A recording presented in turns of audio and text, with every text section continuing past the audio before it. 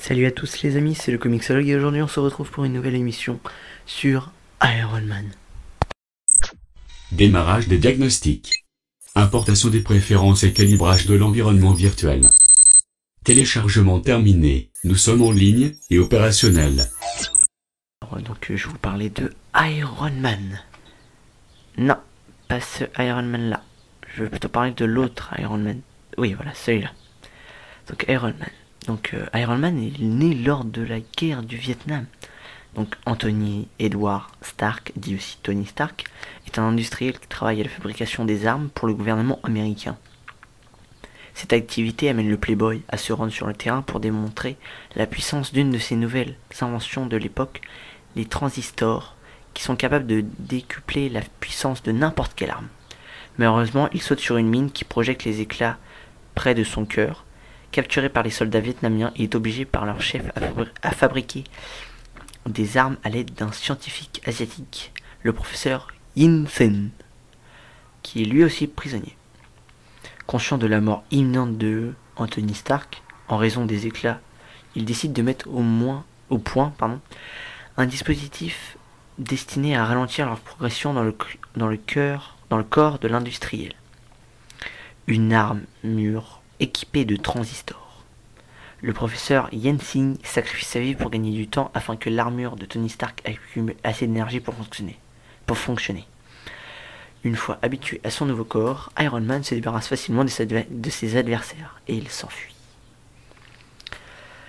Donc on a tous vu ce passage-là dans Iron Man 1, hein. C'est vraiment génial.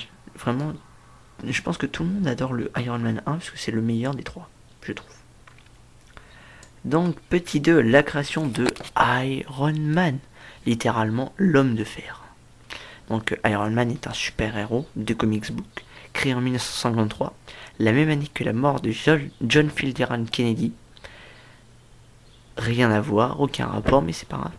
Donc par Stan Lee et Jack Kirby, pour Marvel Comics, apparu pour la première fois dans Talents of Suspense numéro 39. La série était scénarisée par Larry Lieber et dessinée par Don Heck à partir de 68. À partir de 68, le personnage a eu son propre comic qui a été publié par Marvel jusqu'en 1996 avec le numéro 332. Il est aujourd'hui toujours publié à l'édition Marvel Comics. Le petit 3, oui, on arrive déjà au petit 3, c'est rapide. Les adaptations cinématographiques. Alors, les adaptations cinématographiques. Donc on en connaît tous, hein. Iron Man 1, comme je vous ai parlé tout à l'heure. Iron Man 2. Et je voudrais faire un petit arrêt sur Iron Man 2 pour vous expliquer, mesdames et messieurs, comment Scarlett Johansson fait pour être aussi jolie. Et ben c'est tout simple en fait, hein. Il suffit de la regarder, par exemple ici. Et alors, il faut bien sûr regarder. Alors là, vous pouvez voir ses cheveux. Alors il faut, mesdames, pour être aussi jolie que Scarlett Johansson, il faut avoir les cheveux bouclés et roux, de préférence, mais pas trop roux, vraiment. Avoir un visage de princesse ou de poupée Barbie, comme vous les appelez, comme vous voulez. Avoir un corps à tomber par terre avec une combi super moulante, comme vous pouvez le voir avec les plis, sur sa jambe droite, et avoir des armes partout. Donc toute sa ceinture, son pistolet et sa bombe lacrymogène, très utile pour détruire le mec qui est derrière elle. Oui, messieurs, on appelle ça une femme pas très sympa. On arrive donc à Iron Man 3, le dernier qui est sorti.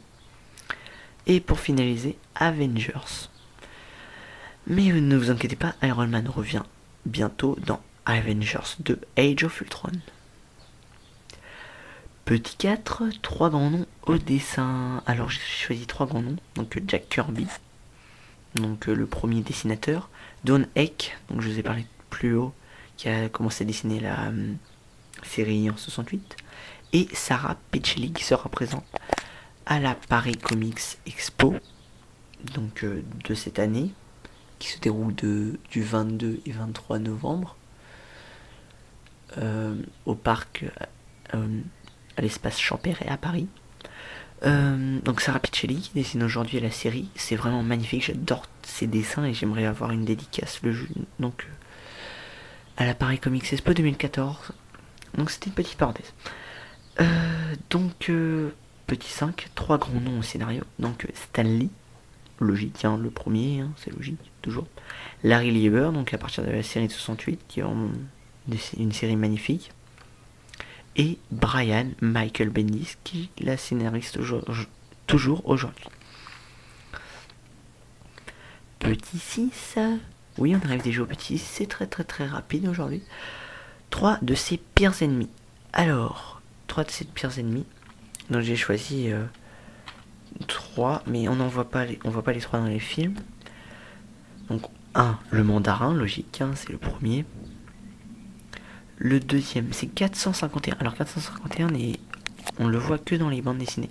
C'est un robot créé par le père de Tony Stark pour l'aider à